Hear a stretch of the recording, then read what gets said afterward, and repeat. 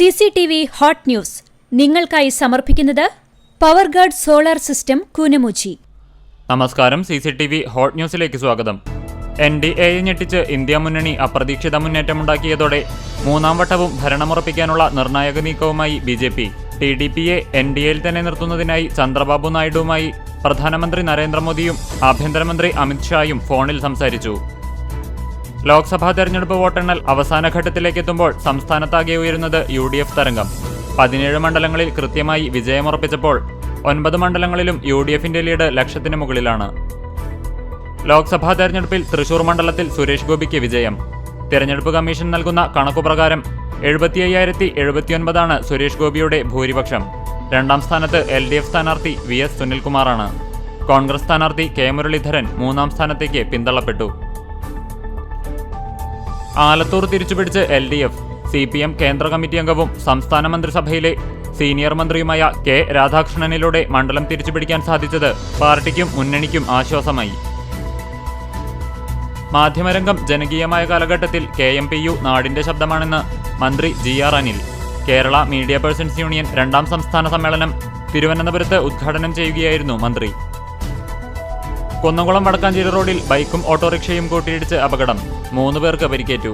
കൊരട്ടിക്കര സ്വദേശി അരിയാടത്ത് വീട്ടിൽ വനോഷ്, മൂന്നാംകല്ല് സ്വദേശി പന്തായിൽ വീട്ടിൽ മിഥുൻ, ഓട്ടോറിക്ഷ ഡ്രൈവർ കാണിപ്പയ്യൂർ സ്വദേശി പൊളിയത്ത് വീട്ടിൽ സന്തോഷ് എന്നിവർക്കാണ് പരിക്കേറ്റത്. തെക്കേ പുന്നയൂരിൽ വീടിന്റെ മേൽക്കൂര തകർന്നു വീണു. കൊട്ടാരപ്പാട്ട് സജിയുടെ ഓടുമേഞ്ഞ ഒറ്റനില വീടാണ് ചൊവ്വാഴ്ച രാവിലെ 11 മണിയോടെ തകർന്നു വീണത്. കഴിഞ്ഞ ദിവസം കുന്നംകുളത്ത് നിന്ന് കാണാതായ വിദ്യാർത്ഥികളെ കോയമ്പത്തൂരിൽ നിന്ന് കണ്ടെത്തി. ആനായ്ക്കൽ സ്വദേശികളും MJD സ്കൂൾ വിദ്യാർത്ഥികളുമായ 2 പേരെ കുന്നംകുളത്ത് നിന്നാണ് കാണാതായത്.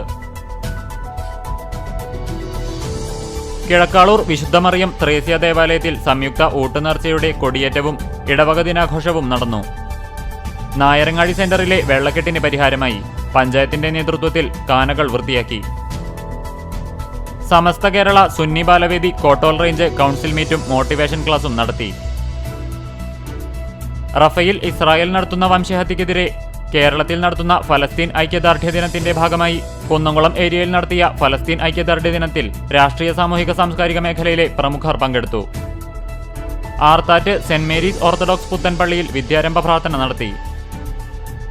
ഷഷ്ടിപൂർത്തി ആഘോഷത്തിന്റെ നിറവിലെത്തി നിൽക്കുന്ന പഴഞ്ഞി പെങ്ങാമുക്ക് ഹൈസ്കൂളിന് വിസ്മയകരമായ പുനർജന്മം. എരുമപ്പെട്ടി പഞ്ചായത്ത് മുരിങ്ങത്തേരി 141 ബൂത്ത് കോൺഗ്രസ് കമ്മിറ്റിയുടെ നേതൃത്വത്തിൽ വിദ്യാർത്ഥികൾക്ക് നോട്ട് പുസ്തകം വിതരണം ചെയ്തു.